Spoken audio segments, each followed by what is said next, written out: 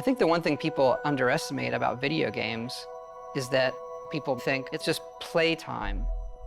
But I always say that the one thing video games can give you that nothing else in entertainment can is that feeling of pride, right? Look what I did.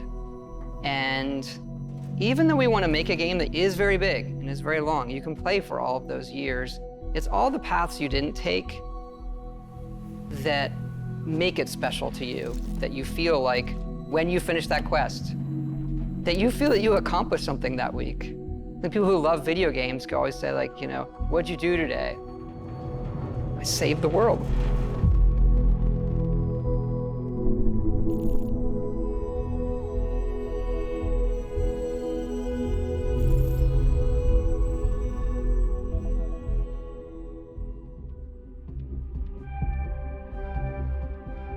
We've been incredibly lucky to work with such a tight group of people for so long. Like, we're all friends. It's like a second family in a way.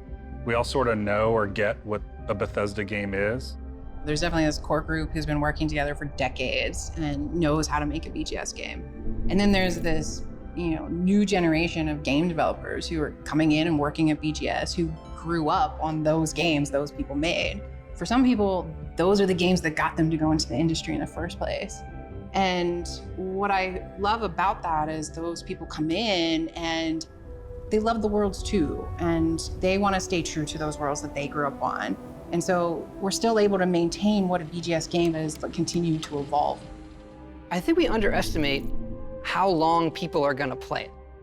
You look at Skyrim, we're sitting here 10 years later, and it keeps having this life, and it changes how you want to create something. Yeah, I feel like our games sort of have two lives, right? Like, we create this game and we put everything we can possibly put into it and tell the stories we want to tell and build this world that's sort of a setup that when we hand it off to the players, they play it, but then they take it and make it their own. They tell their own stories and then they make their own stories with our tools. I think it's the hallmark of our games that, you play it and my experience is going to be different than yours. I'm going to come in and tell you a funny story about something that happened to me. You may never have seen that because just a confluence of events. And I think that helps with the longevity and it helps with that feeling of community in a lot of ways. It is a world that you get transported to that you can really make your own. And that's where, for me, the magic is, to do it for 2 decades and close to that for so much of our group. There's a big trust there that we know how we solve certain things together. We were doing Morrowind and looking at what we might do after that and beyond that. And we had a list of what are the other types of worlds we want to go to.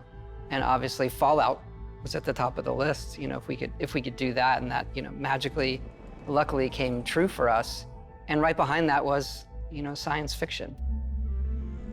Going to space, I think there's a magic in just defying gravity and taking off from a planet. Like, it's extremely difficult human endeavor.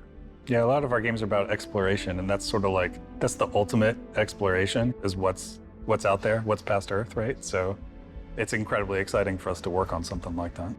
I feel like every time we come to a game, we're starting fresh. We're saying, okay, we just did that one, that's over. How do we make it better in every way?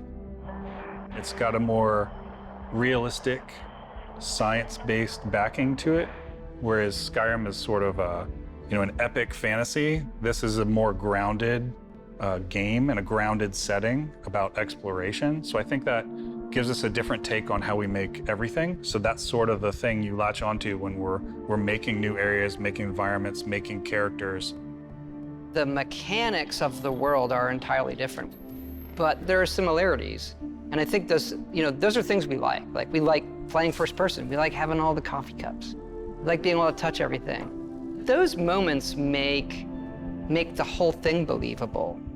Being able to watch the sunset and nighttime come and just sit there and watch the world go by seems like it's not gameplay, but it is vital to how you feel through the rest of it. I also think that because it's based in a more realistic atmosphere, is like, you have a lot of people on our team who are super into certain things like robotics or engineering, and they can use this lifetime of knowledge they have gathered and then use it in their work. Everyone comes from, these different areas and brings stuff to the game that can make it in, and it all matters, from the rocks to the clutter to, what the spacesuits look like. It's, based on people's experience and sort of learning about how things work in the world and trying to apply it in a way that's believable for this universe. Yeah, it starts feeling so real to us. Like you're saying, we do all that stuff, but then concepting like everything they eat, or the toys the children play with, or what are their bedtime stories? What is their art? What is their history? What is their entertainment? It is a universe, not just a game. There has to be an emotional trigger that occurs. And I think as time has gone on, we're able to paint an even better picture that triggers that emotional thing.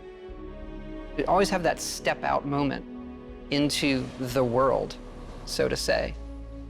Technology's changed, we've all changed. So our expectations when loading up a game, like, okay, I'm gonna step out, and there's gonna be this moment. Us being able to do that and have it feel new every generation, every game, is something that is really special about what we do. I like to say that Starfield has 2 step-out moments. It's cryptic. Our process of making it is a journey for us that is very, very rewarding. And coming to Starfield, everybody's starting over and saying, what would you want to do? What does going to space mean to you? And everybody comes back to the same one. I want to see what's out there.